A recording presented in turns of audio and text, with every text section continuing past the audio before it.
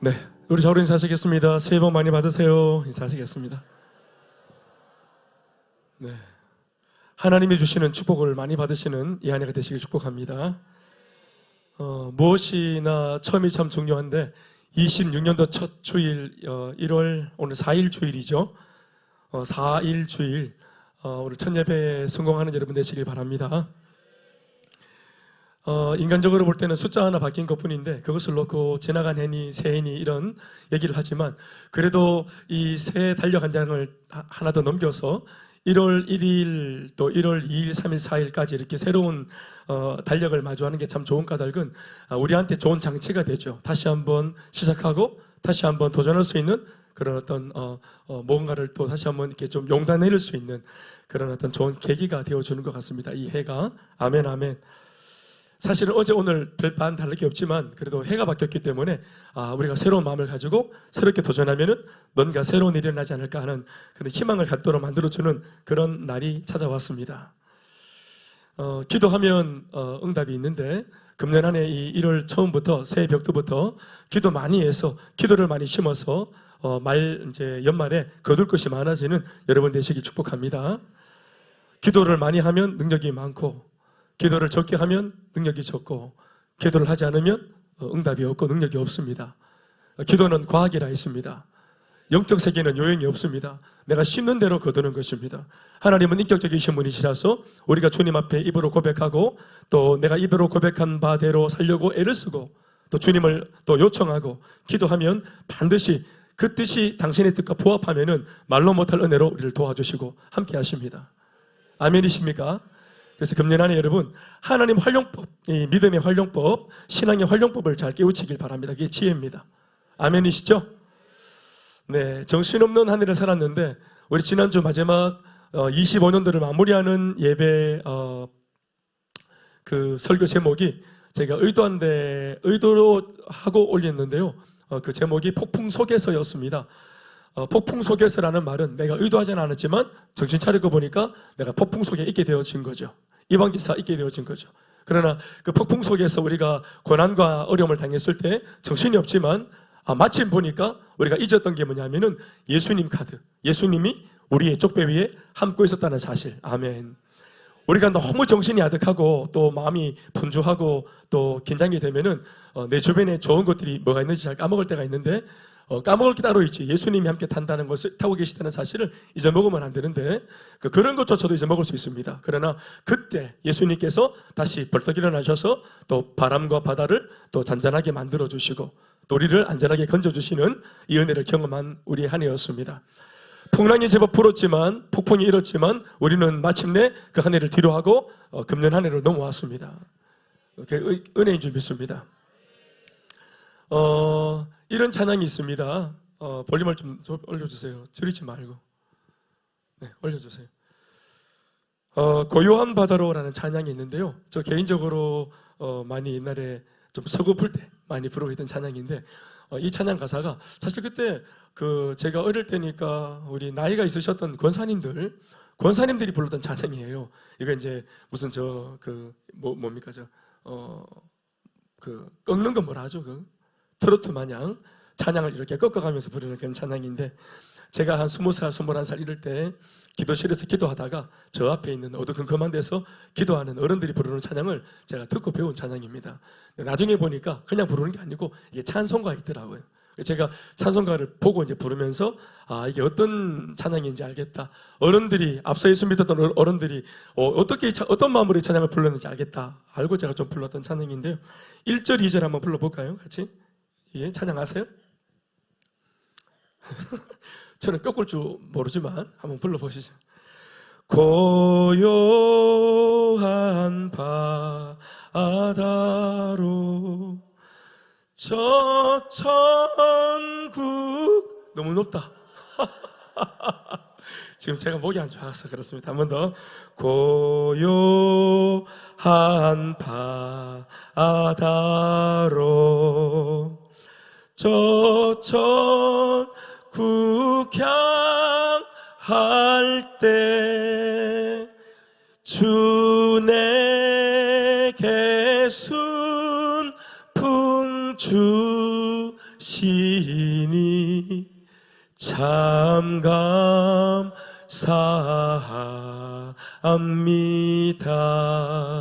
제가 참 좋아하는 곡은 2절에 있습니다. 2절에 있는 가사가 이제 확 들어오는 것입니다. 첫 가사는 순풍 주셔서 감사하다 그러는데, 어떤 사람은 아유 순풍은 무슨 순풍이야, 나는 폭풍을 만났는데, 이런 분도 계시기 때문에 2절 가사가 이렇게 적혀 있습니다. 시작. 큰 물결 일어나, 다 같이 불러요. 나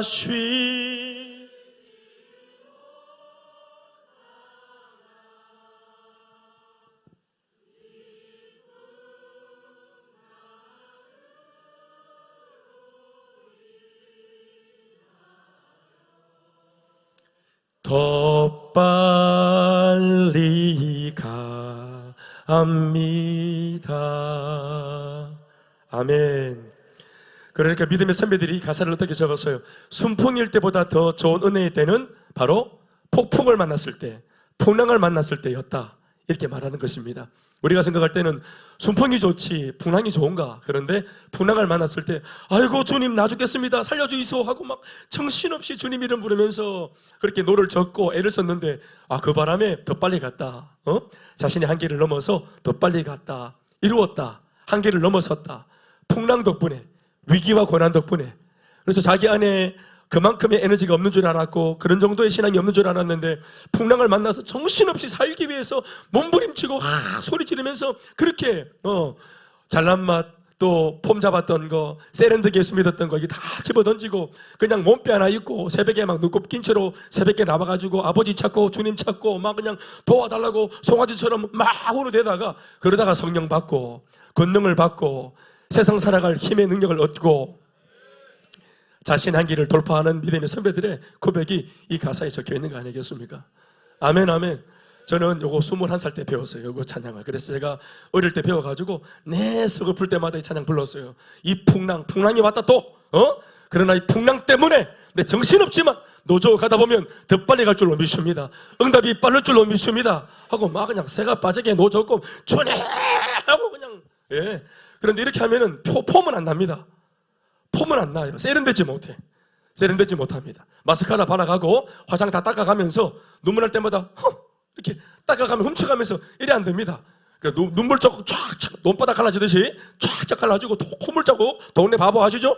어렵게 되고 이래가지고 옷에도 막 코가 묻어있고 이렇게 머리카락 막 이렇게 막 떡지고 아버지 이러고 이제 그러면서 완전히 영의 사람으로 거듭나서 우리는 세상으로 들어가게 되죠. 작년 안에 여러분 풍랑 만나서 힘들었지만 그 덕분에 이만큼 온 겁니다.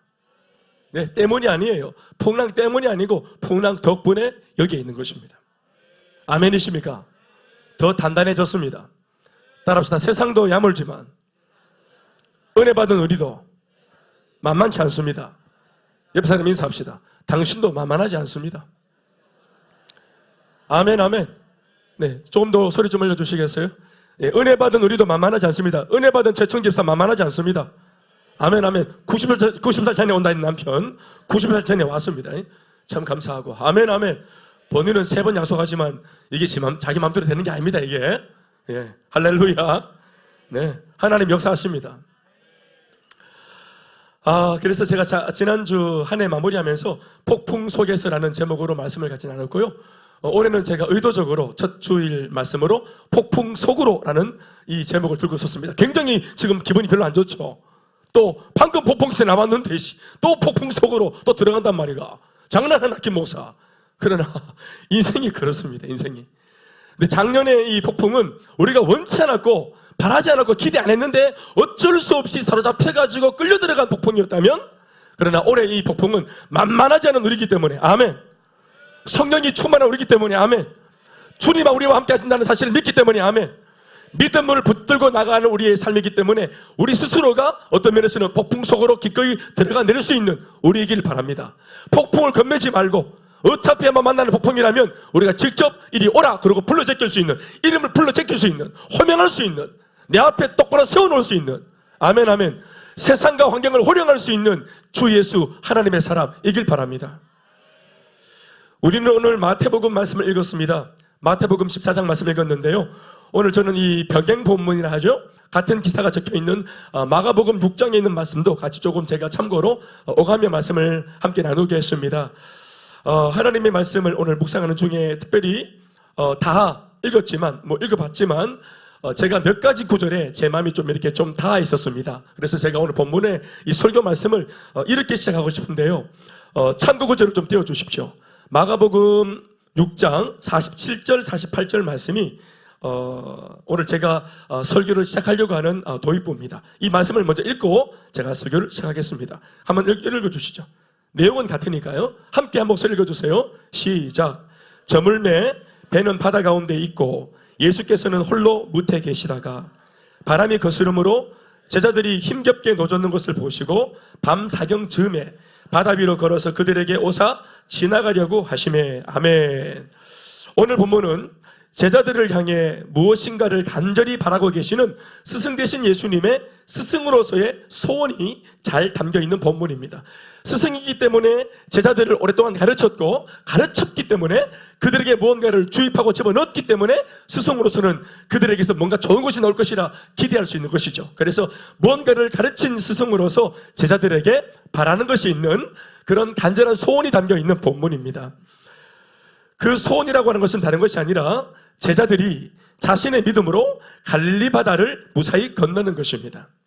때마침 오늘 이 배 안에는 예수님이 타고 계시지 않습니다. 예수님은 안 타고 계십니다. 이게 이제 지난주에 봤던 그 풍랑 속에서의 모습과 이미 다른 점입니다. 그때는 예수님 같이 타고 계셨고 오늘은 예수님이 그 배에 없습니다. 건너편에서 다시 재배할 요량으로 앞서 제자들만 먼저 갈릴리 바다를 건너게 하셨던 상황입니다. 그리고 예수님은 말씀을 읽어보신 바와 같이 산에 올라가서 그 즉시로 기도하셨고, 이것은 결코 우연이 아닙니다. 한 배를 타고 가시진 않았지만 대신 예수님은 이 상황에 앞서서 이 바다를 건넌다 하는 이 미션을 능히 감당할 수 있도록 두 가지 정도의 큰 은혜를 제자들에게 이미 주신 바 있습니다. 마치 스승의 숨은 비법을 제자에게 전수해 주듯이 이미 그들에게 스승의 비책을 손에 쥐어준 것과 같은 모습입니다. 이미 체험한 그 두 가지 큰 은혜를 잘 활용하면 비록 예수님이 안 계셔도 제자들만 덩그러니 이 세상에 있어도 받은 은혜를 잘 활용만 하면 오늘 우리끼리 풀어야 할 이 미션 절대로 불가능한 일이 아니라는 사실을 그들이 알았으면 좋겠다. 예수님은 그것을 경험시켜주고 싶은 것입니다. 그 두 가지란 바로 첫 번째는 언급한 바와 같이 지난번 경험입니다. 지난번 경험. 그러니까 성경시대로 돌아가서 물리적인 시간으로 봐도 오늘 이 본문의 사건 불과 일주일 전에 있었던 사건이 바로 지난 주일날 읽었던 그 말씀입니다. 예수님과 함께 갈릴리 바다를 건너가다가 풍랑을 만났을 때 예수님이 전폭적으로 도우셔서 100% 예수님의 도움 때문에 그들이 구원받았던 사건이죠. 이것은 이제 아까 말했지만 폭풍 속에서의 주님을 경험한 사건입니다. 그리고 이제 오늘은 어떤 사건이냐? 오늘은 어떤 면에서 말씀을 좀 읽어본 분은 아시겠지만 예수님과 제자들이 갈릴리 바닷가에서 배를 타고 가시고 예수님은 산에 올라가시고 이렇게 헤어지기 전에 직접 어떤 일이 있었냐 하면은 오병이어의 사건이 있었습니다. 오병이어의 사건 아시죠? 네, 떡 몇 개와 오병이니까 5개죠. 떡 5개와 이제 또 물고기 2마리로 5,000명을 먹인 사건. 그러니까 20세 이상 장년들만 세워서 5,000명이었지 우리 여자들 또 노인들 아이들까지 다 합치면 좋게 한 2만 명쯤 되었다라고 보는 게 그렇게 성경학자들의 견해인데, 한 잔디밭 위에서 예수님의 기적을 통해서 베푸심을 통해서 기적의 음식을 2만 명이 먹었죠. 2만 명이 예수님의 기적을 먹고 마시는 그 현장에 12제자가 직접 그 상황을 눈으로 목도했죠. 목도하면서 야, 이 예수님이 어떤 분인가? 2만 명을 먹이고 살리시는 생명의 주님이 아니신가? 아멘, 아멘. 그러니까 이런 기적을 먹고 마시고 경험하는, 자기 눈으로 직접 경험한 그 부흥회 같은 은혜의 그 현장을 방금 마치고, 그리고 이제 해가 저물 쯤에 배와 산으로 각각 예수님과 제자들은 흩어진 것입니다. 그러니까 이것이 바로 두 번째 예수님이 그들에게 보여준, 손에 쥐어준 은혜입니다. 첫 번째는 지난주에 있었던 예수님과 함께하면 폭풍도 돌파할 수 있다. 두 번째 은혜는 오병이어를 통해서 2만 명이 먹는 기적이 일어날 수 있는 예수님은 생명의 주님이시다. 이 두 가지 은혜입니다. 이 두 가지 은혜를 잘 통해서 기억하고 이 은혜를 통해서 역사하셨던 예수님을 주목만 한다면 분명히 그들 속에 숨어있던 믿음이 분명히 움직일 것이라 본 것입니다. 무엇보다 주님으로부터 받은 이 두 가지 은혜로 제자들이 가져야 했던 것은 다른 것이 아니라 확신입니다. 확신. 그냥 믿음이 아니라 확신. 그냥 믿음이 아니라 확신. 확신이 무슨 뜻입니까? 확실하게 가지는 믿음입니다. 확실하게 믿는 것이 믿음, 확신이죠. 예수님이 전지전능하시다는 확신. 아멘, 아멘. 그리고 그 전지전능하신 예수님이 오늘 우리와 함께 하시면 우리도 못할 게 없다. 우리도 할 수 있다라는 확신. 이론의 하나님은 실전의 하나님이시다. 어제의 그 주님은 오늘의 주님이시고 그들을 도우셨던 주님은 나를 도울 수 있는 주님이시다. 이것을 믿는 믿음, 실제로 써먹을 수 있는 믿음이죠. 이미 두 번의 경험으로 확실한 은혜를 체험했으니 오늘만큼은 이 은혜를 바탕으로 얻게 된 자신들의 믿음을 직접 사용해서 이 바다를 건너야 했습니다. 물론 바다는 여전히 동의하지 않겠죠. 순순히 그들이 돌파하도록 두지 않겠죠. 여전히 만만치 않을 겁니다. 바다. 그러나 예수님의 배짱이 뭘까요? 어떤 배짱으로 이렇게 호시탐탐 고난을 일으키려고 하고 문제를 일으키려고 준비하고 있는 바다 속에 대놓고 제자들만 보냈을까요? 예수님의 배짱이 뭘까요? 그것은 이미 몇 차례의 훈련으로 믿음이 강화된 내 제자들도 만만치 않을 것이라고 하는 제자들에 대한 확신입니다. 제자들을 향한 스승의 확신이죠.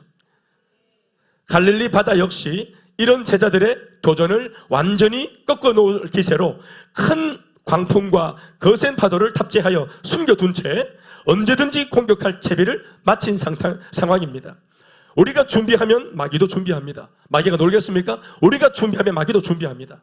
우리가 올 한 해 말씀으로 살겠다, 믿음으로 살겠다 준비하면 마귀도 준비할 겁니다. 풍랑을 준비할 겁니다. 그러니까 풍랑이 없을 것이라고 우리가 그렇게 어리석게 어린아이처럼 믿지 말고 있을 것이라 예측을 진짜 단단히 하고, 지혜는 뭡니까? 반드시 있을 수밖에 없는 풍랑을 돌파할 수 있는 믿음을 갖추는 것입니다. 아멘이십니까? 하나님을 통해서 진짜 전쟁할 채비를 하여야지 우리 전쟁놀이 하면 안 됩니다. 병정놀이 하면 안 됩니다. 신앙생활은 병정놀이 하는 거 아닙니다. 아멘이십니까? 우리가 원하든 원치 않든 세상은 전쟁입니다. 영적 전쟁입니다. 하나님 살아계심과 동시에 마귀도 존재하고 있습니다. 그러니까 전쟁이 없을 거야, 나는 평화주의자야, 아무리 외쳐도 풍랑은 옵니다. 또 광풍은 오고요. 그러니까 진짜 지혜는 뭐냐면은 없을 것이라고 거짓된 주장으로 긍정적인 말을 하는 것이 아니고 인정하고 잘 돌파할 수 있는 채비하는 겁니다. 아멘, 아멘. 여러 가지로 볼 때 오늘의 이 도전이 쉽지는 않겠지만 제자들의 입장에선 오늘 이 바다를 건너야 발전이 있고 성장이 있는 것입니다. 그래서 어떤 면에서 보자면 오늘 설교 제목이 지난 시간과는 달리 폭풍 속에서가 아니라 폭풍 속으로 인가달기, 여기에 기인한 것입니다. 폭풍이 있다면 기꺼이 발로 들어가야죠. 끌려 들어가는 것이 아니라 호병해야죠. 호령해야죠. 불러 제껴야죠. 아멘, 아멘. 이왕지사 만날 고난이라면 믿음을 가지고 눈 똑바로 뜨고 정신 딱 차리고 공동체 손을 딱 잡고 주님 이름 부르면서 돌파해야죠. 잘 돌파해야죠. 어차피 받을 수술이라면은 디데이를 정해서 딱 몸을 준비해서 수술 받아야죠. 아멘, 아멘. 여러 가지 진단을 통해서 내 몸에 암이 있다는 게 확인되었는데 아니야, 그렇지 않다고 아무리 오게 된다고 없어지는 것이 아니잖아요. 그렇지 않습니까? 그러면 식이 조절하고 잠도 잘 자고 잘 먹고 몸을 만들어야죠. 아멘이십니까? 없다고 막 입을 덮어놓고 신문지 덮어놓고 우긴다고 사라지는 것이 아닙니다. 직시하고. 아멘, 아멘. 그러나 현실 문제보다 더 크신 하나님의 살아계심을 믿고, 아멘, 아멘. 현실 문제도 현실이지만 하나님의 살아계심도 현실입니다, 여러분. 나를 삼키는 고난도 현실이지만 응답 주시고자 살아계신 주님의 살아계심도 현실이에요. 아멘이십니까? 그러니 이 문제를 직시하고 잘 준비해서 오늘만큼은 제자들이 돌파해내어야, 건너가내어야 발전이 있고 성장이 있는 것입니다. 그래서 두 번 다시는 이 갈릴리 바다가 세 번째, 네 번째 바다를 이 제자들이 건널 때는 아예 광풍이나 파도가 건들지 못하도록, 건드려봐야 소용없으니까 못 건들도록 딱 길을 잡아놔야 되는 거예요. 아멘이십니까? 이 길을 건너갈 때마다 내 빙 뜯길 겁니까? 한 번은 본때를 보여줘야지. 아멘 좀 하십시오. 그래서 어떤 면에서 보자면 오늘 아까도 말했지만 설교 제목이 적극적으로 폭풍 속에서 당했다 이게 아니고 폭풍 속으로 내가 간다 이겁니다. 지난번에는 어쩔 수 없이 졸지에 당한 폭풍 속에서였지만 오늘은 어느 정도 알면서도 자발적으로 들어선 폭풍 속으로입니다.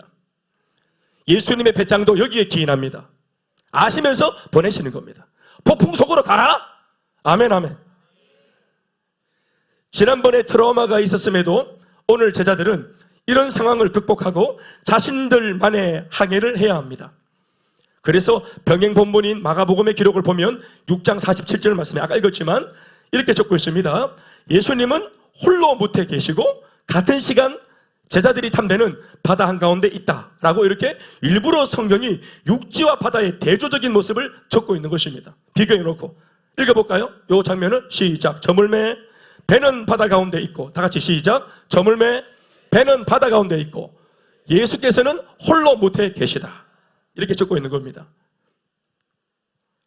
오늘 본문의 주제와 배경이 이런 내용이라면 앞서 제자들을 먼저 바다로 내보내시고 예수님은 산에 올라가 기도하셨다고 했던 대목에서 그 기도가 어떤 기도였는지 조금은 알 것 같기도 합니다. 심지어 예수님의 기도마저도 기도 내용이 뭔지 알 것 같아요. 오늘 전체적으로 내용이 읽으라면 오늘 전반적인 주제가 뭡니까? 제자들의 그들만의 도전이죠. 제자들의 도전기입니다. 아멘 아멘. 그러니까 제자들을 일부러 도전해서 그걸 돌파하도록 바다에 집어넣은 예수님의 모습이 전체 배경에 있다면 그 제자들을 보낸 뒤에 산에 가서 하셨던 예수님의 기도가 뭔지 우리 어렵지 않게 생각해 볼 수 있겠죠. 제자들을 먼저 보낸 후 산에서 기도한 우리 예수님의 기도는 과연 누구를 위한 기도요? 또 무엇을 위한 기도였을지 금세 감을 잡을 수 있을 것 같습니다. 바로 제자들의 도전을 위한 기도였을 겁니다. 10중 8구. 아멘 아멘. 그들의 믿음이 굳건해지기를 위한 기도였을 겁니다. 좀 힘겹겠지만 고난이 있고 어렵겠지만 끝까지 포기하지 않고 마침내 돌파할 수 있는 믿음을 갖추라. 감당해 보라. 내가 다 들려주고 보여줬듯이. 아멘이십니까? 그래야 성장이 있고 변화가 있습니다. 그러니 이 기도를 마치신 예수님이 기도를 마치자마자 바로 바닷가에 다시 돌아와 서서 그 어두운 새벽 바다 한가운데를 눈에 불을 켜고 뚫어지도록 바라보고 계셨던 겁니다. 왜요? 관심이 제자들에게 있었으니까. 기도했기 때문에 예수님이 더고기도 했기, 중보기도 했기 때문에 내려와서 내 기도가 어떻게 먹히고 있는지 대번의 배를 보고 있는 겁니다. 칠흑 같은 어둠에서도 사경이라고 하는 것은 거의 새벽 3시, 4시 아닙니까? 칠흑 같은 어둠이죠. 성경시대에 뭐가 있었겠어요? 아무것도 없는 칠흑 같은 어둠 속에 예수님이 그 강력한 불꽃 같은 눈을 밝히셔서 그 어둠 속에서 괴롭게 노젓는 배를 보십니다. 성경 보시면은 제자들이 밤 사경쯤에 그 물결 때문에 배를 젓는데 괴롭게 노를 젓는다고 표현하고 있어요. 그 먼 곳에서 칠흑같은 어둠 속에 배 속에 있는 제자들이 괴롭게 졌는지 휘파람을 불며 졌는지 뭐 껌을 짚고 있는지 어떻게 알 거예요. 그런데 예수님의 눈동자는 뒷꼭지만 딱 봐도 내 새끼가, 내 제자가 요거 아닙니다. 내 새끼, 내 제자가 괴로운지 지금 막 행복한지 불평한지 뒷꼭지만 딱 봐도 아는 거예요. 노젓는 폼만 딱 봐도 아는 겁니다. 괴롭다 사들, 괴롭다. 아멘 아멘. 그게 관심입니다, 여러분. 그게 사랑입니다. 이것은 전부 하나로 연결되고 있는, 그리고 이어지는, 하나로 이어지고 있는 사건들입니다. 예수님의 기도 따로, 제자들의 도전 따로가 아니라 홀로 도전하는 제자들의 분투를 기도로 도우시고 또 그것으로도 모자라 내내 지켜보시고 그러시다가 결국은 버선발로 바다 위를 걸어 그들에게로 찾아가시는 주님을 본문에서 만나게 됩니다. 이 전체는 하나의 사건입니다. 아멘이십니까? 그러나 버선발로 아이고 괴롭다, 다들 지금 괴롭다, 안 되겠다 막 해가지고 버선발로 냉큼 달려가신 예수님, 그러나 주님께서도 아십니다. 오늘만큼은 이들이 자신의 믿음으로 해내야 한다는 사실을 말이죠. 그러니 마가복음 본문에는 이런 웃지 못할 해프닝이 적혀 있습니다. 48절, 바람이 그스름으로 제자들이 힘겹게 노젓는 것을 보시고 밤 사경쯤에 바다 위로 걸어서 그들에게 오기는 왔는데 이래서는 안 돼. 약해지면 안 돼. 오늘은 얘네들이 해내야 돼. 오늘은 얘네들이 해야 될 차례야. 이미 예수님께서 이 컨셉을 잡고 그들을 보내신 거거든요. 그래서 비록 위태롭고 어렵지만 놔둬야 돼. 물을 좀 먹고 막 입에만 물 들어가도 놔둬야 돼. 그런데 자기들끼리 서로 돕고 서로 도고 기도하고 또 뭐 베드로와 요한 안에 또 서로 뭐 싸웠던 거 용서하면서 화해하면서 그리고 협업하면서 같이 거기에 어려 보이니까 또 찾아가신 거예요. 근데 찾아가셨는데 막 비바람 맞으면서 예수님 정신 드니까 이게 아니지 하셨던 겁니다. 그래서 지나가시려고 하심에 이 길이 적혀 있는 거예요. 48절 말씀 보십시오. 바람이 그 소리로 제자들이 힘겹게 노젓는 것을 보시고 밤 사경 즈음에 바다 위로 걸어서 그들에게 오시긴 오셨는데 막았겠다고 하십니까? 지나가시려고 하심에 적고 있죠. 지나가실 거 왜 왔습니까? 또 오셨으면 왜 지나가려고 하십니까? 그러니까 뭔가 내적 갈등이 일어나죠. 예수님 속에 있는 내적 갈등이 보입니까? 저도 그럴 때가 있습니다. 우리 그 둘째 아이가 이제 저랑 같이 이제 제 차를 한 2번 탔습니다. 저희 집에서 청도까지 이제 왕복해서 운전해. 면허증이 있어요. 면허증이 있는데 면허증 땄는지도 몰랐는데 어느 날 찾아와서 갑자기 우리 보통 아이들은 뭐 대학을 이제 곧 들어가는 아이들은 이러잖아요. 집에 와서 뭐 엄마 아빠 저 용돈 좀 주세요. 뭐 그래서 면허증 따게 학원 가게 돈 좀 주세요. 이렇게 하는데 우리 아이는 어느 날 나타나서 저한테 손 내밀더니 아빠 차를 좀 주세요. 이렇게 하더라고. 그래서 순서가 너무 많이 간 거 아니냐? 면허증은 있냐 그랬더니 면허증 따놨대 벌써. 언제 땄냐? 지도 모르고 새도 모르게 땄다는 거예요. 그러냐? 얼마나 감사해요. 물어보는 게 감사하죠. 보통은 들고 가기도 하는데. 그래서 제가 이렇게 계속 이 카드를 미루다가 이제 제가 이제 우리 그 청년부 우리 아이들 그 대학부 아이들 셀가전 모임 한번 가면 한번 타게 해주지. 또 셀가전 모임 가면 타게 해주지. 이렇게 해가지고 이제 한번 탔단 말입니다. 타는데 옆에 앉아서 이제 운전하고 가는데 이게 막 나는 이때까지 이제 TV로도 보고 왜 시트콤으로도 봤지만 그 드라마도 봤지만 왜 그 운전 같이 이렇게 하다가 많이 싸우잖아요. 그렇죠. 부부는 또 부부 위기가 오기도 하고 말이잖아요. 그래서 이제 그것 때문에 나는 이 아빠는 다르다 생각을 하고 목사 아빠는 다를 거다 이렇게 하면서 이제 태워서 이렇게 입 안 태지 않으려고 이렇게 했는데 나도 모르게 막 땡기라 넣어라 밀어라 입이 나오더라고요. 성격은 안 담았지만 그 나오더라고. 감정은 안 담았는데 나오더라고. 나도 모르게 계속 옆에 앉아 있는데 나도 모르게 계속 브레이크 밟고 있고 나도 계속 브레이크 밟으면서 그래 오금이 말이면서 이렇게. 그럴 때 이제 어떤 생각을 하냐면 오늘은 누구의 테스트 날입니까? 예? 오늘은 제가 아니고 제 딸이 운전하는 날이죠. 여기에서 어떻든지 테스트가 되고 통과가 되어져야 이제부터 자기가 이제 운전하는 거 아니겠어요? 그래야 또 저도 자유로워지죠. 그래서 제가 입대고 싶고 말하고 싶고 그렇지만 최대한 자제해서 이 아이가 운전할 수 있도록 같이 도왔습니다. 근데 제가 봤을 때 저는 뭐 그래도 꽤나 상대적으로 볼 때 괜찮은 아빠였던 것 같아요. 점수가 괜찮았던 것 같아요. 그렇게 제가 막 굉장한 그런 그 말을 해서 애가 내리면서 2번 다시는 안 타! 들어봐서 타겠다! 이렇게 안 하고 다음을 또 기약한 것으로 봐서 괜찮게 이렇게 성적표를 받은 것 같아요. 아무튼 제가 테스트를 받았는 건지 걔가 테스트를 받았는지 모르겠지만 우리는 그렇게 하여튼 몇 번의 운전을 하고 이제 어느 정도 되었다라고 제가 인정하게 되었어요. 그런 게 아니겠습니까? 그러니까 오늘만큼은 말하면 안 돼. 예수님 말하시면 안 돼요. 이게 죽이 되든 밥이 되든 걔네들이 알아서 하는 겁니다. 이 배 걔네들이 몰고 가는 거예요. 그런데 어느 순간 정신 차리고 보니까 예수님이 그 배 앞에 와 계시는 거예요. 이게 뭡니까? 이게 사랑입니다.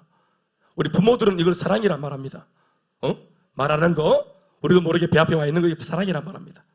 제자들은 귀찮았을지 모르겠지만 그런데 예수님께서 제가 볼 때는 의도적으로 오셨지만 도와주지 않고 해결해 주지 않고 지나가려고 하셨던 겁니다. 요거를 마태복음에서는 넘어갔는데 마가복음에서는 요 작은 요 태도를 행동을 적어 놓은 겁니다.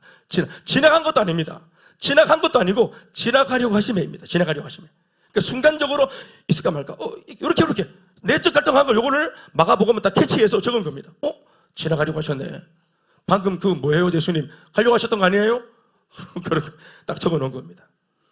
사랑 여러분, 안타까워 돕기 위해서 배 가까이 걸어오긴 했지만 그러나 이들의 변화와 성장을 위해 곧바로 도움을 주진 않으십니다. 이 모습이 마가복음에서는 그들에게 오사 그런데 지나가려고 하심에로 보여진 것입니다. 오사 그러나 지나가려고 하심에. 따라합시다. 오사 그러나 지나가려고 하심에. 오셨으면서도 아닌 척 이 배를 또 제자들을 지나가려고 하시는 우리 주님을 우리도 자주 만날 때가 있습니다. 이게 우리가 예수 믿을 때마다 시급하는 겁니다. 예. 예수 믿으면서 난관을 만날 때마다, 문제를 만날 때마다 주님을 부르고 이름을 부르고 또 최청 집사처럼 옆에 교회에 늦게 와가지고 다른 선배들 말 들어보니까 이렇게 하면 된다 해서 하는데, 그래서 정말 주님이 오시는 것 같았는데 되는 것 같았는데 지나가실 것처럼 지나가시고 정통으로 역사하지 않고 오셔놓고는 자꾸만 딴 데 가려 하시고, 처음부터 나를 보고 오신 것처럼 안 하시고 분명히 나랑 눈을 마주쳤는데도 오셔놓고는 딴 데 가시는 것처럼, 나한테는 관심 없는 것처럼 여기 하시고 지나가려고 하시는 예수님, 그럴 때가 많습니다. 이것이 의도입니다. 여러분, 의도예요. 아멘이십니까? 예수를 믿을 때 평생 하나님이 다 알아서 하시지 이렇게 수동적으로 예수를 믿어서는 안 됩니다. 아까도 말했지만 그러면 성장이 없어요. 주님을 적극적으로 불러야 합니다. 지나가려고 하시는 주님 이름을 불러야 합니다. 하나님 다 알고 계시니까 어련 알아서 하시겠지? 아닙니다. 어련 알아서 하실 주님이시지만 하나님의 바람은 그럼에도 불구하고 우리가 주님 앞에 간청하길 바랍니다. 그 이름을 부르시길 바랍니다. 기도하지 않아도 말입니다. 우리 마음을 얘기하지 않아도 말입니다. 주님은 내 속을 다 알고 계세요. 읽고 계십니다. 보고 계세요. 그러나 구태여 확인되어진 진심을 보고자 하시는 것입니다. 우리가 정말로 간절할 때, 우리의 상황이 간절할 때 우리의 표정도 간절하고 우리의 말도 간절하고 우리의 태도가 간절해야 됩니다. 하나님 앞에서는 가오란 말 아시죠? 폼을 잡으면 안 돼요. 아까도 말했지만 풍랑을 만났어요. 이 풍랑 때문에 정신없이 졌다가 주님 부르다가 성장하는 겁니다. 아멘이십니까? 기독교는 여러분 폼 잡고 세련되게 예수 믿는 거 아니에요. 각 잡고 예수 믿는 거 아닙니다. 물론 오늘 우리가 예배당 올 때 다 이렇게 나름대로 최선의 모습으로 오셨죠. 거울 보고 이만하면 됐다고 본인이 승인했기 때문에 오늘 밖으로 다 출근한 거 나온 거 아닙니까? 이게 최선이죠. 그러나 신앙생활을 할 때는 말입니다. 기독교의 출발이 어딥니까, 여러분? 기독교의 출발은 퍼퓸 냄새가 나는 그런 어떤 패션 미크하는 장소가 아닙니다. 또 런웨이가 아니에요. 미장원이 아닙니다, 여러분. 기독교의 출발은 말똥 냄새가 풍기는 마구간입니다. 거기에서 기독교가 태동한 것입니다. 말똥 냄새와 함께, 아멘이십니까? 말밥그릇 구조 안에서 예수님 오신 것입니다. 기독교는 세련된 거 아니에요. 그러나 기독교의 복음이 사람에게 들어가면 그 구조물 같은 인생이 세련되어집니다. 은혜가 우리를 벗기고 회복시키면 세련되어집니다. 폼이 나시는 것이에요. 그런데 예수 없이 은혜 없이 마귀에게 진탕당하고 인생에서는 고름이 나고 냄새가 풀풀 풍기는데 그거를 막 샤넬 파이브를 뿌려가지고 냄새를 속이고 명품으로 길이 발라가지고는 괜찮은 척하고 화장을 해가지고 막 파운데이션을 두껍게 발라갖고 변장을 하고 괜찮은 척 한다고 괜찮아지는 게 아니에요. 아멘이십니까? 그래서 예수님이 지나가시려고 하시는 겁니다. 고상한 우리들에게 지나가시려고 하시는 거예요. 이름을 부르라고, 엎어지라고, 주님을 요청하라고, 목소리를 내놓고 간절하게 구하라고. 거기에서 변화와 성장이 있습니다. 자기 부인이 있고 자기 깨어짐이 있는 것입니다. 이전까지 내가 알던 모든 거 다 모르는 겁니다. 주님, 이거 다 모르는 저는 무식한 사람입니다 하고 엎드리길 바라십니다. 아멘, 아멘. 오늘 예수님께서 이게 왔다가 그냥 가셔서는 안 되는 101가지 논리, 101가지 이유 이러면서 막 말씀으로 따박따박 논리적으로 따박따박 그렇게 하는 거 아니에요. 예수님 오늘 나한테 이렇게 해서는 안 되는 이유가 뭔지 아세요? 예수님? 논쟁하고 말싸움하고 이거 안 됩니다, 여러분. 그냥 엎드려야 되는 거예요. 엎드려야 되는 거예요. 아멘이십니까? 지금 내가 얼마나 어려운 가운데 있는지, 정말로 풍전등화 위기와 같이 한 번 더 바람이 불면 꺼질 수밖에 없는 상황 속에 놓여 있다는 사실을 예수님이 알도록 이걸 전달해 드려야 되는 것이에요. 나의 간절함이 전달될 수 있도록. 그래서 지나치려고 하시는 거예요. 그걸 예수님이 지나치니까 어떤 성도는 자기도 지나쳐요. 그리고 기싸움하는 사람도 있어요. 누가 먼저 돌아서나. 예수님을 믿는 것이지 신앙생활은 기싸움하는 거 아니에요. 아무튼 백악가에 오신 예수님은 제자들을 향하여 말씀을 건네십니다. 마태복음으로 돌아와서 14장 27절 말씀 읽어보시겠습니다. 비를 막 맞고 계시면서 배까지 오셨지만 결코 배에 타진 않는 예수님이 배 밖에서 이렇게 하십니다. 시작. 배 밖에서 들려주시는 우리 주님의 음성입니다. 뭐라고 말씀하십니까? 안심하라. 나니 두려워하지 마라. 시작. 안심하라. 두려워하지 마라. 다시 한 번 더 안심하라. 두려워하지 마라. 아멘, 아멘. 두렵고 안심이 안 되는 가운데 제일 듣고 싶은 말이 두려워하지 마라, 안심하라 아니겠어요? 제일 필요한 말씀을 주신 겁니다. 배 밖에서 음성부터 들려왔습니다. 말씀부터 들려왔습니다. 두려워하지 마라, 안심해라. 이 말씀은 당장의 상황은 광풍과 파도로 인해 어렵지만 주님께서 앞으로 반드시 이렇게 해주시겠다는 일종의 약속의 말씀입니다. 아멘, 아멘. 두렵지 않도록 해주마. 안 두렵게 해주마. 평안하도록 안심할 수 있도록 해주마. 정신이 없고 어려운 중에 이런 약속이 폭풍을 뚫고 내 귀에 들려올 때 사실 우리 입장에서는 그저 감사할 따름이 아닐까요? 이럴 때는 그냥 그 소리가 나는 쪽을 향해서 감사합니다, 아멘, 이 두 마디면 되는 것입니다. 어려운 중에 누가 돕겠다면 바로 손 내밀어 잡아야죠. 따질 게 뭐가 있겠습니까? 진짜요? 언제 그렇게 할 건데요? 일단 감사합니다, 아멘, 이렇게 해야죠. 그런데 오늘 본문 마태복음의 기사를 읽어보면 바로 여기 이 대목에서 그냥 아멘 감사합니다가 아니라 여기에서 이상한 돌발 상황이 일어납니다. 이게 아주 충격적인 사건입니다. 그 사건은 다른 것이 아니라 하나의 해프닝입니다. 나머지 11명의 제자들이 한 게 아닙니다. 베드로, 늘 아시겠지만 늘 항상 베드로가 문제였죠? 오늘 이 상황에서도 베드로가 문제입니다. 이 입장은 제 입장이 아니고 11명의 입장입니다. 나대는 베드로, 가만히 있으면 그냥 도움받다가 안 들었고 안심하게 되어서 그냥 건너갈 낀데 저게 또 나대가는 바람에 일이 더 꼬이게 되어지는, 이게 만드는 베드로. 이런 식의 감정을 요 11명이 가지고 있고 다른 돌발 행동을 하는 베드로의 모습이 적혀 있습니다. 말씀 보시겠습니다. 이 대목이 제가 볼 때 오늘 굉장히 말씀의 백미인데요, 28절 말씀입니다. 다 같이 읽어보십시다. 시작. 베드로가 대답하여 이르되 주여, 만일 주님이시거든 나를 명하사 물 위로 오라 하소서 하니. 한번 읽어볼까요?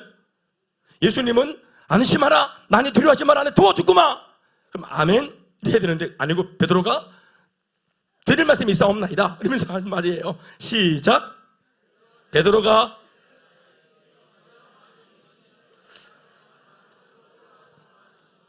주님이 맞으시면 내게 명령해 주세요. 베드로야 물리를 걸으라고. 이런 겁니다. 주님이 맞으시면 나한테 명령하소서.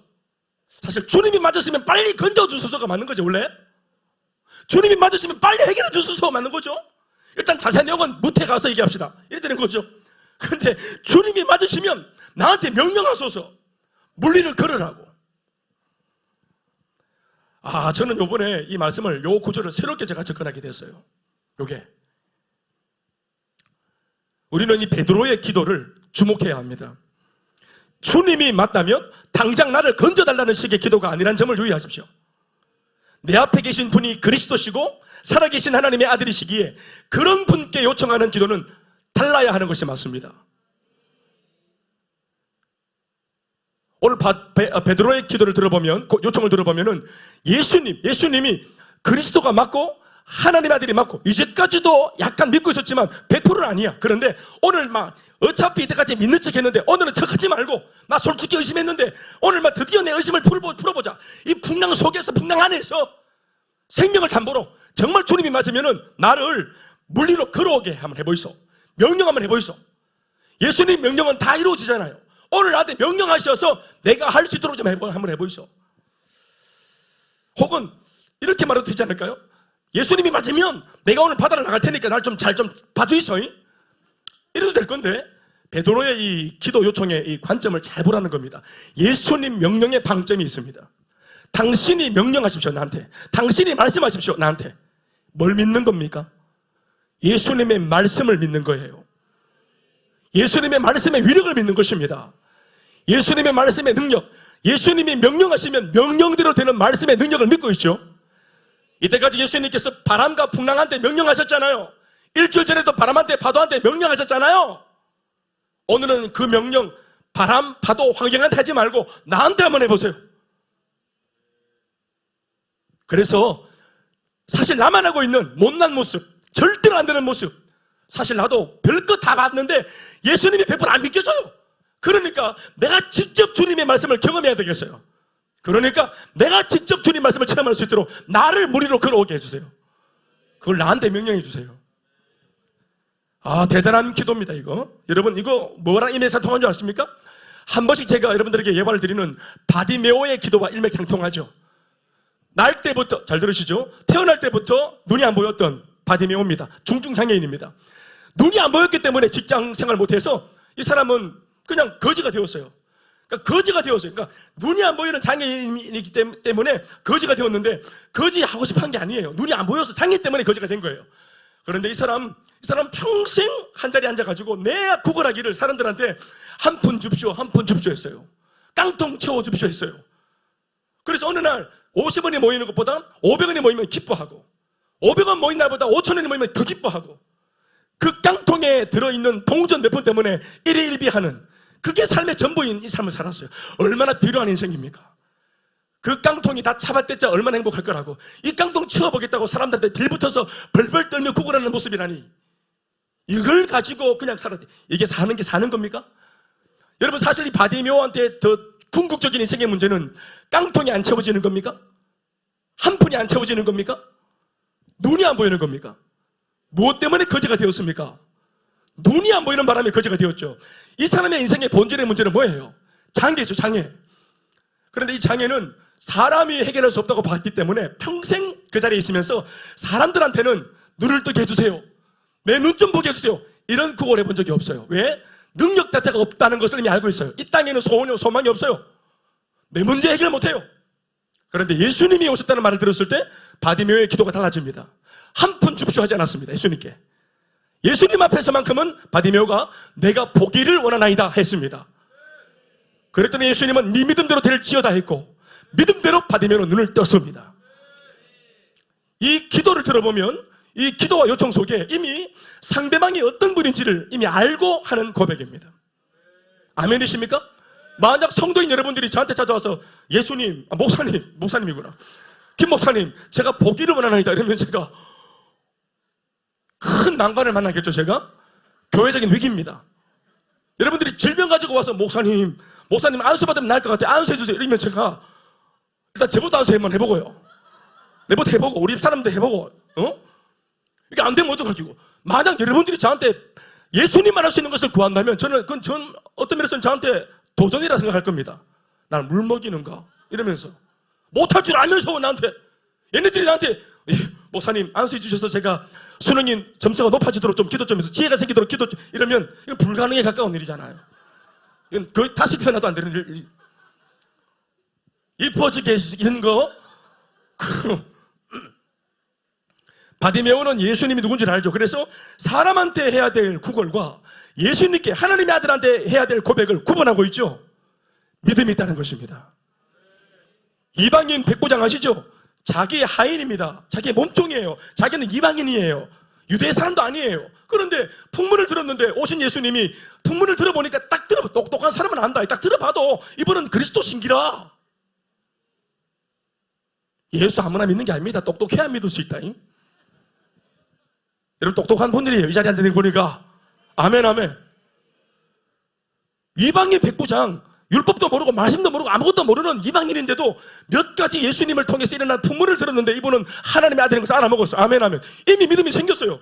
그런데 자기 하인이 죽어가는 거예요. 그러니까 유대인 장로들한테 평상시 친분이 있는데 이 백부장이 부탁하는 겁니다. 당신네 메시아가 왔는데, 그분 메시아 맞아. 그러니까 그분한테 가서 내 소원 좀 안 해주라고. 내 원하는 것도 아니고 우리 집에 몸종 하인이 하나 있는데 너무 좋은 분인데 이분의 질병이 나아야 되겠는데 이걸 좀 도와달라고 좀 요청을 하고. 그래서 유대인들이 가서 요청하잖아요. 그런데 예수님이 알겠다 그러고 또 오고 계시는데 두 번째 또 친구들을 또 보냅니다. 깜빡한 거죠, 백부장이. 생각해보니까 예수님이 올 수 없어. 와서는 안 돼. 우리는 이방인이니까. 그분은 메시아니까. 유대인의 메시아니까. 그래서 백부장이 뭘 고백합니까? 나도 군인인데, 나도 백부장이라 내 수하의 부하들을 우향우, 좌향자, 뭐 앞으로 가, 뒤로 가, 뒹굴어, 뭐 이렇게 명령하면 명령하는 대로 그들이 따라하는데, 온 우주 만물의 황제가 되시고 왕이 되신 예수님이, 아멘 아멘, 왕이 되신 그분이 명령하시면 안 오셔도 말씀만 하시면 이 병이 나을 수 있다. 이 질병을 꾸짖어서 명령하셔서 떠나갈지어다. 떠나가라. 떠나가라. 자, 관동설명. 자, 하얀에게 붙어있는 이 질병, 잡병 만나. 잡병아! 네, 뭐 2등 잡병 이렇게 하면서 떠나가! 뒤로 돌아! 예, 뒤로 떠나가! 예. 가는 거래요. 가난, 질병, 문제, 뒤로 돌아 떠나가! 당신 말씀하시고 명령하시면 간다. 아멘, 아멘. 당신은 온 우주 만물의 야전 사령관이시고 명령하시는 분이시니까 당신이 명령하시면 다 떠나간다. 그 말씀에 순종할 줄 나는 믿습니다. 라고 고백한 거죠. 이방인 백부장의 믿음입니다. 그가 하는 이 기도 자체보다 기도 자체를 하면서 기도를 받으시는 주님을 어떻게 대우하는지 들으십시오. 그리스도로 고백하죠. 구세주로 고백하죠. 왕으로 고백하시죠. 수로 보내게 여인 가간입니다. 이방 여자입니다. 여자아이 하나 데리고 있는데 모녀가 사는데 아이가 귀신 들렸어요. 어린아이가 귀신이 들려가지고 막 죽어갑니다. 파리해지고 정말 죽을 노릇이겠죠. 부모, 이 엄마는 하나밖에 없는 딸을 놓고 아이가 막 넘어가면은 자기의 죽음과 같이 결부된 거죠. 이건 사는 게 아니에요. 그래서 어느 한 찰나를 기다렸다가 예수님 식사하실 때 뽀로록 가서 예수님께 메어 달리잖아요. 자기 딸을 살려달라고. 자기 딸에게 붙어있는 귀신 떨어지게 해달라고 부탁하잖아요. 그때 예수님께서 하셨던 그 성경 전체를 놓고 제일 모진 말 하나 있죠. 그게 뭡니까? 나는 이스라엘의 자녀들에게 나는 양식을 주기에 보냄받았지 이방의 개를 위해서 보냄받지 않았다. 나는 떡을 가지고 왔는데 이 떡은 자녀들이나 먹는 거지. 너는 자녀가 아니야. 너는 개와 같아. 이렇게 말을 했단 말이에요. 그때 이 수르보니게 이방 여자가 뭐라 말합니까? 주님 올소이다마는 당신의 말씀대로 나는 개입니다마는 맞죠? 난 개입니다. 이방의 개예요. 그러나 주님, 제가 언제 예수 믿고 구원받는 영원한 생명을 얻는 제가 떡을 원했습니까? 떡은 자녀인 유대인들한테나 주시고요. 저는 이방의 여자 아닙니까? 저는 개 아닙니까? 당신 말씀처럼. 그러나 나중에 죽어 지옥 가더라도 살아생전 내 딸과 같이 인간답게 살 수 있도록 부스러기 좀 주십시오. 내 딸 질병 낫는 거는 부스러기 아닙니까? 이거 못합니까? 상아래 떨어지는 부스러기 내 구하러 왔습니다. 개처럼만 대우해 주십시오. 이렇게 말을 했어요. 사랑하는 여러분, 그랬던 예수님께서 얼마나 그 여자의 믿음을 깊이 보시고 깨끗하게 낫게 하신 줄로 믿으시기 바랍니다. 예수님이 누구신지 말씀 보면은 모든 이방의 연약한 사람들, 허약한 사람들, 말씀을 모르는 사람들, 지식이 없는 사람들은 예수님이 행하신 일들을 보면서 예수가 누구신지 대번에 다 알아봐요. 편견이 없어요. 아멘, 아멘. 그런데 뭘 좀 안다는 사람들, 선지기식이 있었던 사람들, 자기 쪼가 있었던 사람들은 예수님의 모습을 있는 그대로 해석을 못하는 거예요. 왜요? 자기 경험이 방해를 합니다. 자기 선지식이 방해를 합니다. 내가 교회 알고 기독교 알고 목사 알고 내 다 안다는 거예요. 신앙생활 많이 해봤다는 것입니다. 그래서 변화받지 못하는 거예요. 그래서 자라지 못하는 것이에요.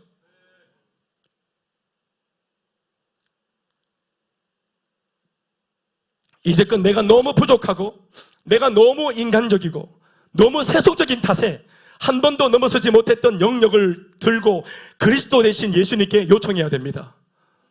그게 당신이 나에게 명하사 나로 하여금 물리를 걸으라고 명령하소서라는 기도에 담긴 내용입니다. 이제는 안 두렵고 안심하는 삶만으로는 만족할 수 없습니다. 예수님 덕 보고 삶이 문제가 사라져서 평안하게 사는 것만으로 만족할 수 없습니다. 받아먹는 수혜자의 신앙생활에만 머무를 수 없습니다. 주님, 부디 나를 향하여 물 위로 오라 하소서 해야 합니다. 불가능한 삶을 도전하시기 바랍니다. 나로 하여금 불가능하다고 생각하는 영역을 도전하게 하소서, 명령하소서 해야 됩니다. 우리가 이제껏 겁냈던 그 목표를 도전하게 하소서라고 주님께 요청해야 됩니다. 내가 도전할 용기가 없으니까 당신이 내게 명령하셔서 내 생각과 마음과 의지를 움직이셔서 나로 하여금 도전하도록 명령하소서. 사랑해야 될 사람이 있잖아요. 왜? 그러나 사랑이 끝끝내 안 되는 사람들, 용서해야 될 줄 알지만 끝끝내 용서가 안 되는 사람들, 사랑하고 용서하는 게 불가능한 그 어느 상대를 향해 기꺼이 사랑하고 용서하라고 주여 내게 명령하소서, 이렇게 요청해야 됩니다. 나는 안 되고 할 수 없으니 오늘 당신의 입의 말씀으로 나에게 그렇게 하라고 명령을 내려달라고, 그렇게 해서라도 물 위를 걸어가도록 해달라고 기도해야 합니다. 나는 우리 교회에 있으면서 절대로 샐러드가 안 될 거다 라는 분들이요, 샐러드가 되라고 명령하소서. 결혼을 안 하는 건지 못 하는 건지 은근슬쩍 줄타는 이들에게, 청년을 향하여 주님이 결혼하라고 명령하소서, 다시 선보라고 명령하소서. 아멘 좀 해라. 우리 셀 이 꼬라지가 되겠나? 분가하라고 말씀하소서. 우리 이미 산지 이리 산지 오래됐는데 좋은 남편이 이제라도 되라 하소서. 아멘 좀 하시오. 나로 하여금 좋은 아내 되라 하소서. 부자가 되라고 하소서. 선교사가 되라고 하소서. 나로서는 내 꼬라지를 보니, 내 처지를 보니 도무지 할 수 없는 거. 그렇죠. 어떻게 사람이 무리를 걸어요? 택도 안 내는 거죠. 그러나 내 앞에 있는 대상이 그리스도시고 살아계신 하나님의 아들이시기 때문에 당신이 명령하시면 할 수 있다고 본 겁니다. 금년 한 해를 놓고 여러분, 작년까지 안 됐던 거 있잖아요. 작년까지 해봐도 안 됐던 거, 백방으로 노력해도 안 됐던 거, 못 넘어섰던 거, 상처만 받았던 거, 패배감만 들었던 거, 나를 주눅들게 만들었던 거, 내 생각에서부터 나오는 도전이 되지 말고 하나님의 명령으로부터 나오는 도전이길 바랍니다. 다시 도전하도록 주님 명령하십시오. 내게 이 불가능한 바다 위를 걷도록 내게 명령하십시오. 그럼 예수님께서 역시 베드로구나, 입 다물고 있으면은 50점이라도 할 겐데 무슨 뻘짓을 하노? 비 오고 바람 부는데. 이게 아니고, 또 이런 말 할 때 예수님 생각은 잘 모르겠지만 우리가 금방 할 수 있는 생각은 누구예요? 배 안에 앉아있는 11명의 제자들의 생각은 금방 알 수 있어. 숨어 앉아가지고 저거 내가 하여튼 진짜 막 복잡하게 만드네. 우리 수업 끝났는데 왜 질문하는 친구들 있잖아요. 주님 오시면 끝나는 건데 거기서 말을 걸고 앉아있고 또 비 더 맞고 물 더 들어오고, 저 땡기라 너가, 안드레 너 희한하지? 땡기라 저거. 지금 아직까지 물 먹고도 아직 왔나 아침에. 무슨 인간 저런 인간이 다 있노? 땡기라 오버하지마 땡기라. 예수님께서, 중요한 건 예수님의 평가죠. 29절 말씀 읽고 시작. 오라 하시니, 이게 예수님 대답입니다. 나를 오라 하소서. 예수님 오라. 나는 말의 바다를 막 걷게 하시고 막 걷게 하셔. 오라.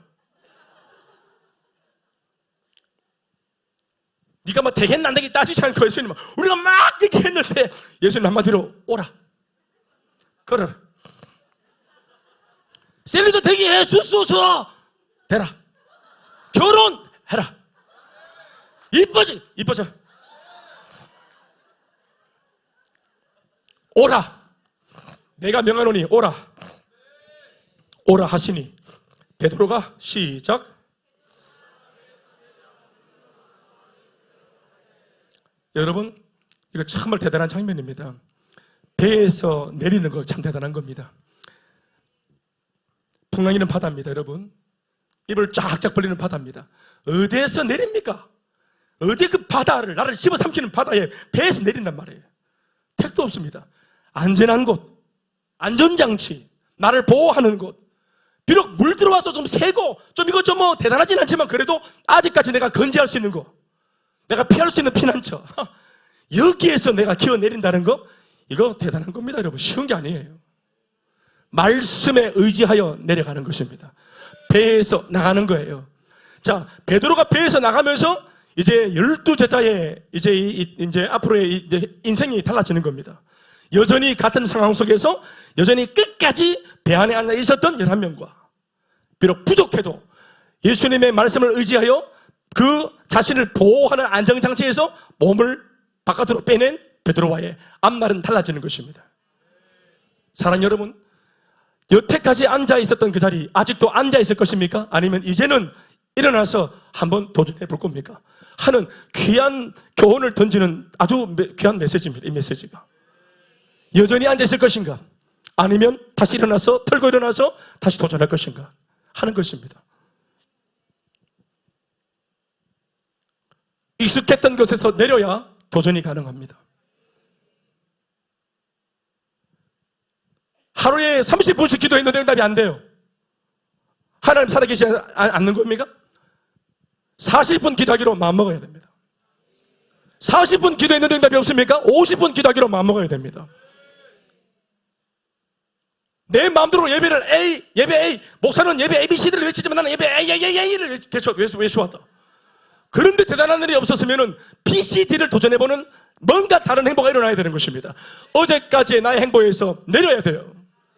안 그렇겠어요? 배에서 내려, 그리고 물 위로 걸어서 예수께로 가는 것입니다. 여러분, 배 안이 안전합니까? 예수님 계신 곳이 안전합니까? 물리적으로 보면 안전한 곳에서 안 안전한 곳으로 가고 있죠. 그렇게 보이십니까? 제가 볼 때는 아닌데요. 위태로운 곳에서 안전한 곳으로 가고 있는 것 같은데요. 어떻게 생각하세요? 주님께로 가는 것이 안전한 거 아닙니까? 예배당으로 오는 것이 안전한 거 아니에요? 말씀 있는 곳으로 오는 것이 안전한 거 아닙니까? 나의 성장과 변화를 야기하는 양육과 말씀 있는 곳으로 가는 것이 안전한 거 아니겠어요? 나를 위해 기도하는 동력자가 있는 곳으로 가는 것이 안전한 거 아니겠습니까?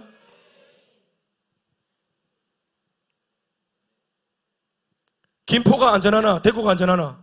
그래서 김포에서 대구로 예배하러 왔지.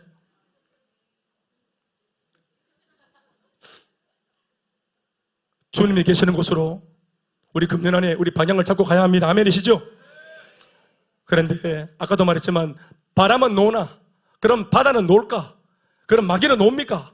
예수님 베드로 같이 막 짝짝꿍 하도록 보고 있습니까? 박수치고 있습니까? 언제요? 30절 말씀 보십시오. 마귀도 지할 일 합니다. 바람이 일어나죠. 파도가 일어나죠. 난리를 지깁니다.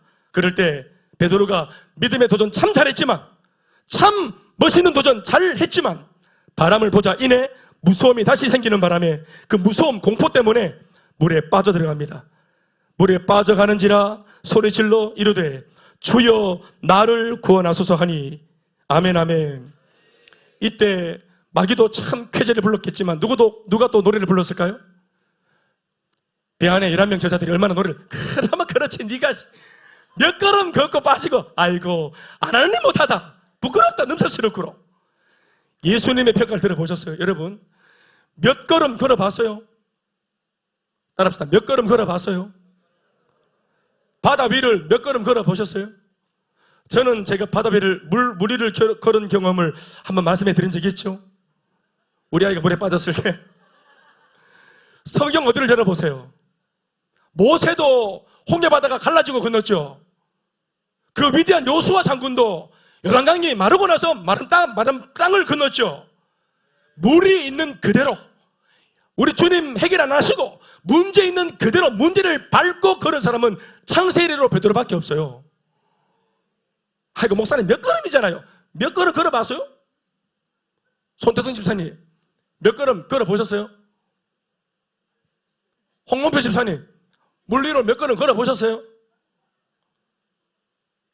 해병대 귀신 낳는 해병대 물 위를 걸어본 적이 있어? 대가리 박아. 죄송합니다. 자, 물도 안 걸어보고 어떻게 해병을 하노? 자, 내가 하는 말이 뭡니까? 몇 걸음 걸은 것은 기적 아니에요?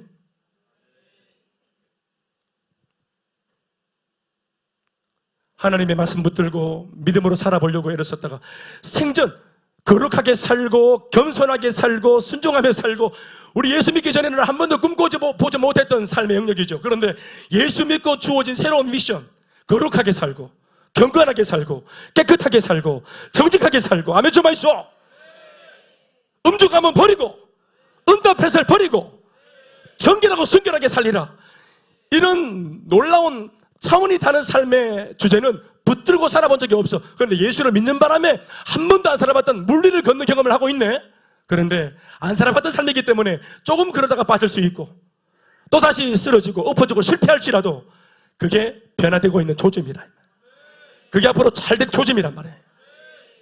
하나님 살아계시고, 아멘이십니까?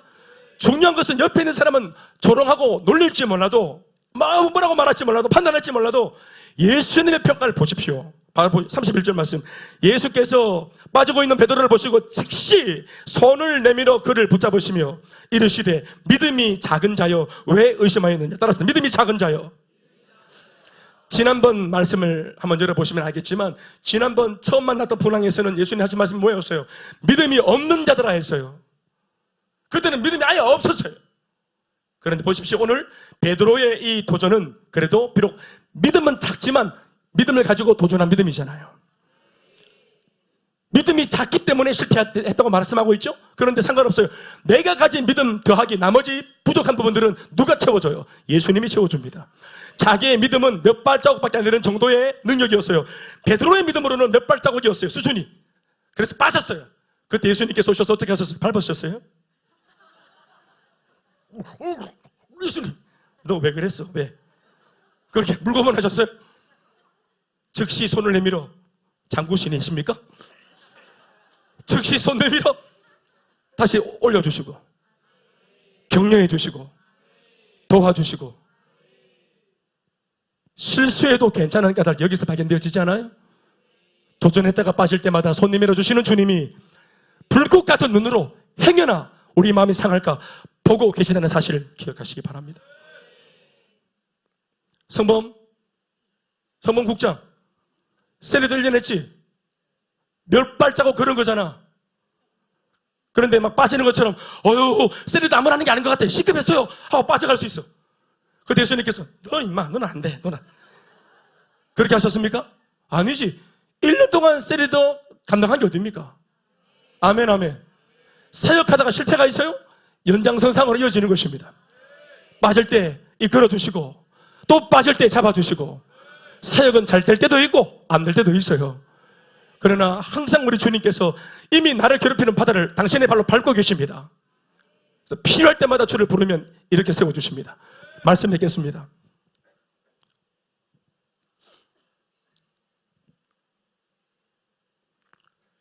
고요한 바다로 저 천국 향하여 나갈 때 주 내게 순풍 주시니 참 감사합니다. 참 좋은 신앙의 모습이죠. 그러나 어떤 면에서 순풍을 주시고 순풍을 거둬가셔서 풍랑을 주시면 꼼짝 안 하고 있다가 또 순풍 주시면 나가고, 이렇게 수동적으로 살아가는 인생이 아니고, 순풍을 주시든 바람에 일어나든 눈이 오든 비바람이 몰아치든 주님께서 명령하신 그 사명을 따라 내 할 도리를 끝까지 해내고야만은 오늘 이 본문에 발견되어지는 제자의 모습이 저와 여러분들의 모습, 26년도에 우리의 모습이기를 간절히 소망합니다. 도전하십시오. 아멘이십니까? 나이가 젊지 말고 신앙이 젊으십시오. 여러분 속에 있는 열정이 젊으십시오.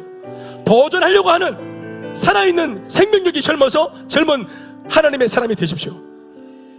어떤 면에서 나이는 젊지만 도전을 멈췄다면 애늙은이죠. 그러나 반대로 물리적인 나이가 많다 해도 내 속에 주님 말씀이 들려올 때 내게 명령하셔서 불가능한 삶을 도전케 하시는 주님을 쫓아가고자 몸부림치는 사람은 예수 안의 기독 청년입니다. 그 혈기왕성한 모습으로 금년 안에 꽉 채우는 삶으로 풍랑을 잠재우고 바람을 잠재우는 여러분 다 되시길 주의 이름으로 축복합니다. 박수하시겠습니다.